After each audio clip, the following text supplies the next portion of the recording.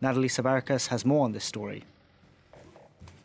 It's such a complex matter, and especially in light of the recent practices of the Hellenic Coast Guard that have been damning under the conservative leadership of Kyriakos Mitsotakis. They've been accused of illegal pushbacks, violent pushbacks, and human rights violations. So when you look at all of this under the prism, it's very quick to jump to conclusions. Let's see what the facts are. So far, what we know is that the Hellenic Coast Guard said that they refused any help from the migrants on board. But who were they communicating with? They were communicating with a captain who allegedly is one of the traffickers. So why accept anything they would say? At the same time, we're hearing that the Hellenic Coast Guard, not only the Hellenic Coast Guard, but Frontex as well, received emails alerting them to the fact that there were distress calls from these migrants, from these people, from these women, from these children on board, that they were sick apparently, that they included babies as well.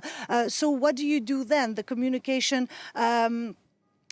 it was they were constantly communicating with them. We could clearly see that this was not a seaworthy vessel, that they were crammed with people, they were clearly overloaded, so definitely not the way it should be. There was no flag apparent.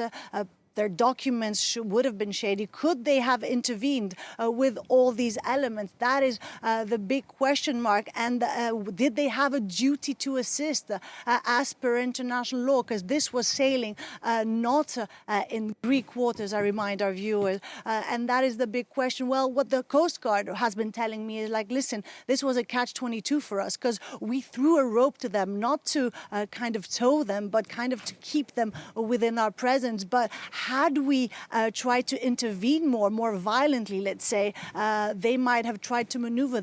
We might have actually precipitated the sinking of this ship. So it was a very difficult situation for us, and based on the experience of our officers, we took the decision to kind of monitor, to shadow them, and that's when the engine stopped working, and that's when the passengers started going about on the ship, and it tilted and it sank, and that's when we intervened, because that is their obligation as well under international law. But these are all very complex matters, and based on the evidence, which is only coming to light now, will we be able to conclude, and the experts will be able to conclude, and the prosecution service as well, how damning their practice was when it came to the handling of this tragedy.